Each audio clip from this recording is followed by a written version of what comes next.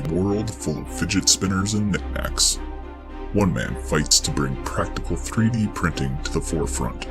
No, that's not right. I mean, the channel's not about that. And even in your examples there, I saw 2 or 3 real practical prints. And this channel's far from being the only one with practical printing. There's tons of channels that do that.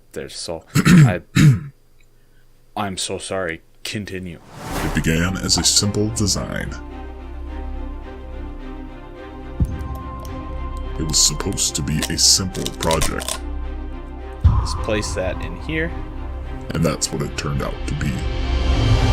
Pay attention, October 2018.